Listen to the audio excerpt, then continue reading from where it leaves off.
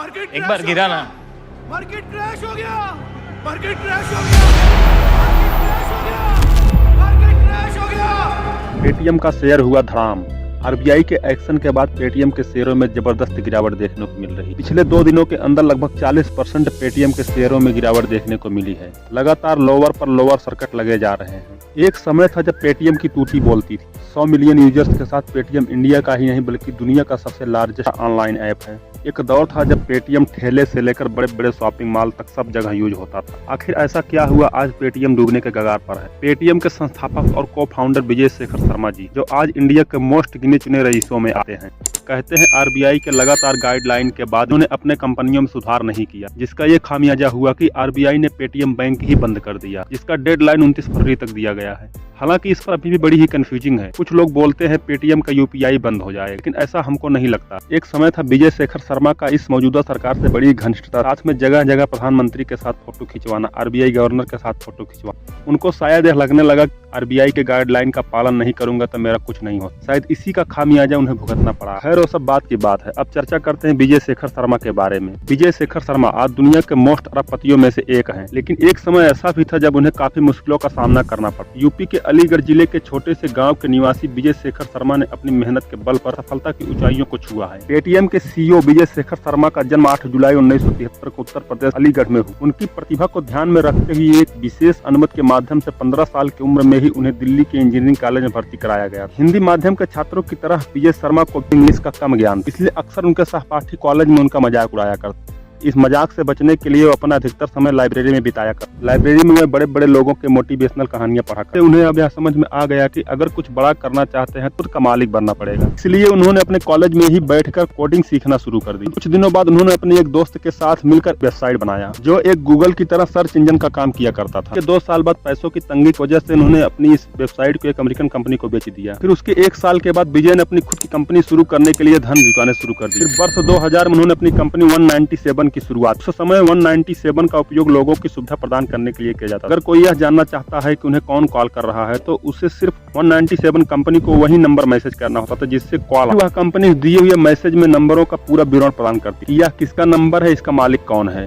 लेकिन यह सब करने के लिए उन्हें स्टाफ रखना पड़ा और ऑफिस भी खोलना पड़ा, जिसके लिए उन्हें अधिक पैसों की जरूरत होने लगी। इसी बीच पैसों की कमी को पूरा करने के लिए उन्होंने बैंकों से लोन लेना शुरू कर दिया। कभी कभी तो 24% पर भी लोन ले लिया करते थे। फिर वह जो कंपनी से कमाते थे वह घर के किराए, कर्मचारी के वेतन और ब्याज में ही चला जाता था। यहाँ तक कि एक समय ऐसा भी आया जब उनके पास अपने घर के किराया देने के लिए भी पैसे नहीं बचे, जिसकी वजह से वह रात को देर से आते ताकि मालिक उनको देख न ले और किराए का पैसा न मांग ले। इस तरह दिन ब दिन उनकी आर्थिक स्थिति खराब होती चली गई। यहाँ तक कि कभी कभी विजय शर्मा अपने दोस्त के घर में रात का भोजन कर लिया करते, क्योंकि उनके पास खाना खाने के लिए भी पैसे नहीं हुआ। उनकी आर्थिक स्थिति इतनी खराब हो गई कि वे दिल्ली के मूलचंद होटल के पास सड़क के किनारे रास्ते में ठेले पर लगा हुआ खाना खा लिया करते। कभी कभी तो पैसे की तंगी की वजह से 2 कप चाय पीकर भी रात बिता लिया करते थे। इस तरह समय निकलता गया। फिर एक दिन उनकी मुलाकात श्री पीयूष अग्रवाल साहब से भी होती। फिर अग्रवाल के कंपनी में विजय ने सॉफ्टवेयर डेवलप करने में मदद, जिससे देखते ही देखते कुछ ही समय में अग्रवाल की कंपनी का मुनाफा दुगना हो गया। काम से अग्रवाल साहब विजय से काफी प्रभावित और उन्हें अपने कंपनी में सीईओ का पद ऑफर कर दिया। इसके जवाब में विजय ने अग्रवाल से कहा कि उनकी अपनी भी एक कंपनी है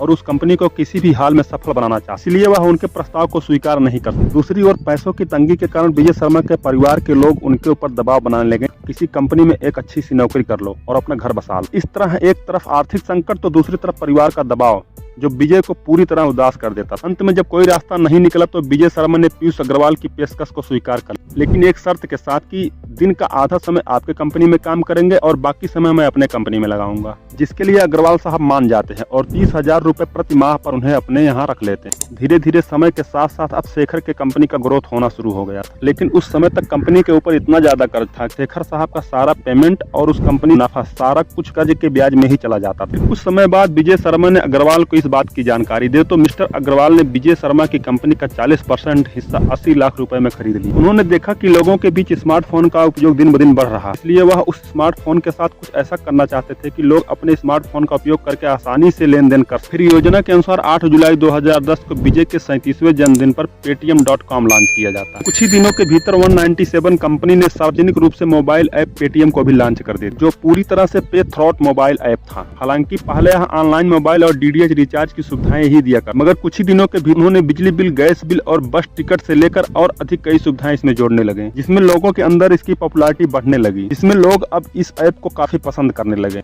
और यह लोगों के अंदर काफी फेमस भी होने लगा। देखते ही देखते 3 साल के भीतर पेटीएम पर 25 मिलियन से अधिक यूजर हो गए, जो इंडिया की सबसे बड़ी कंपनी बनकर उभरी।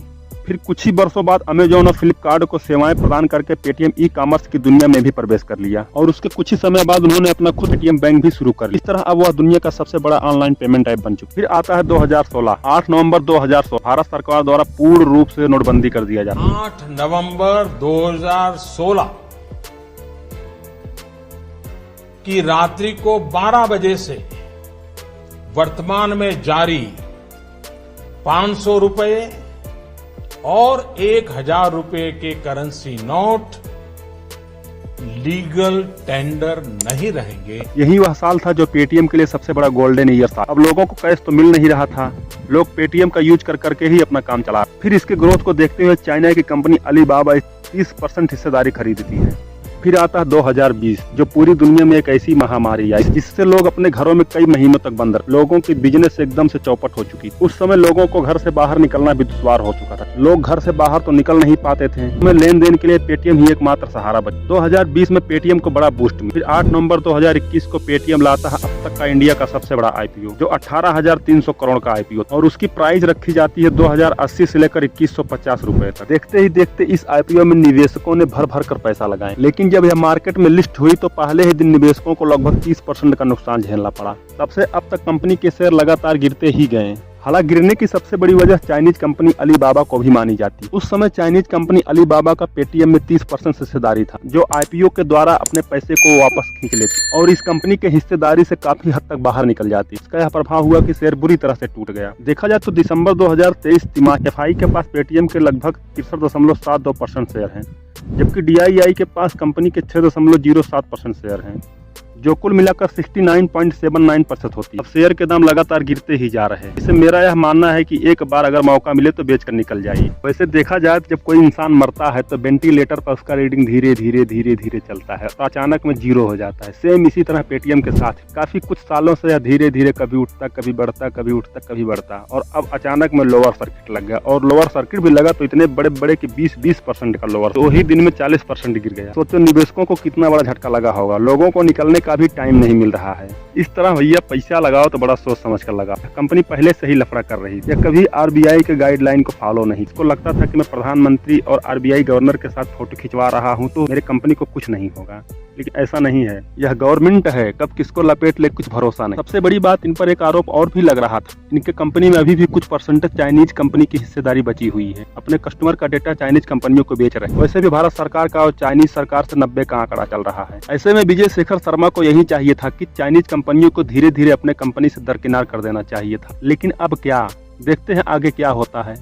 हालांकि इसके बावजूद भी शुक्रवार को मॉर्गन स्टैनली ने 57 लाख शेयर की खरीदारी की। अब देखते हैं आगे क्या होता है। इसलिए आप लोगों से मेरी सलाह यही है कि किसी भी कंपनी में अगर पैसा लगाएं तो उसके फंडामेंटल को चेक कर लिया करें, उसके कई साल के रिकॉर्ड को देख लिया करें, उसी कंपनी की कितनी हिस्सेदारी है, कितना कर्ज है, ये सब देख कर ही पैसा लगाएं। ऐसे अंधाधुंध आंख मूंद कर पैसा नहीं लगा लेना चाहिए। जब से यह आईपीओ आया है तब से आज तक यह कभी भी अपने निवेशकों को मुनाफा नहीं दे सके। मुनाफा की दूर की सोचो, यह कभी भी अपने आईपीओ के प्राइस को छू भी नहीं सके। वैसे भी देखा जाए जितनी भी ऑनलाइन ऐप है सब घाटे में ही जा रही है। पता नहीं ऐसा क्या सिस्टम है, ये तो हमें नहीं मालूम। पेटीएम के अलावा नायका, नजारा, स्विगी, जोमेटो, फ्लिपकार्ट, अमेजॉन, योयो होटल, ये सब घाटे में जा रही है। और वो भी घाटा भी कोई 100-200 करोड़ का नहीं, हजार करोड़ का घाटा, 50-50 हजार करोड़ घाटे में लोग जा रही हैं। पता नहीं ऐसा क्या सिस्टम है। इसलिए मेरा यह सलाह है कि ऑनलाइन बिजनेस में कभी पैसा नहीं लगाना चाहिए।